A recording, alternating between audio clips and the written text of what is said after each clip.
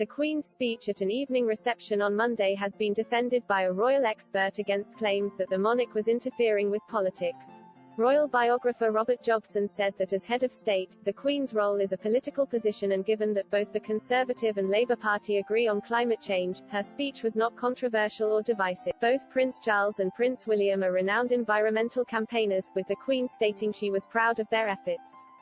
When asked by GB News host Mark Dolan if the Queen's speech had raised eyebrows, Mr. Jobson said, "The reality is, as head of state, Shush is also head of the nation. People talk about it not being political, but the very role itself as head of state is a political position.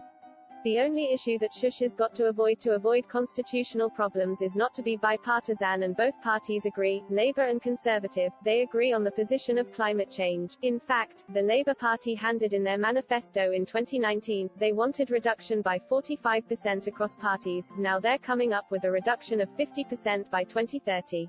Shush is not really being controversial in that respect because Shush is not causing a problem between the two major political parties." The Queen's speech was shown via a recorded video message to assembled delegates at an evening reception hosted by Boris Johnson. Speaking from Windsor Castle in a bright green dress, the 95-year-old monarch urged world leaders to act for the sake of our children, and our children's children. The video address marked her most significant intervention on the climate crisis to date. As she said, "It has sometimes been observed that what leaders do for their people today is government and politics. But what they do for the people of tomorrow, that is statesmanship.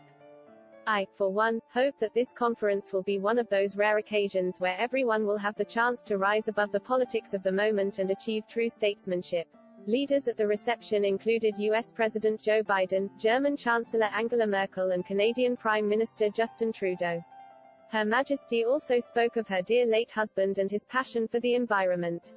Prince Philip has since been considered a pioneer for his efforts in promoting conservation and rewilding through his role as president of the World Wildlife Fund. She said, "It is a source of great pride to me that the leading role my husband played in encouraging people to protect our fragile planet lives on through the work of our eldest son Charles and his eldest son William. I could not be more." Prince Charles and Prince William, alongside their two wives Camilla and Kate, are currently representing the Queen at the crucial COP26 summit. Due to illness and medical advice to rest, Her Majesty was forced to regretfully cancel her trip to Glasgow, where she had been expected to join the evening reception.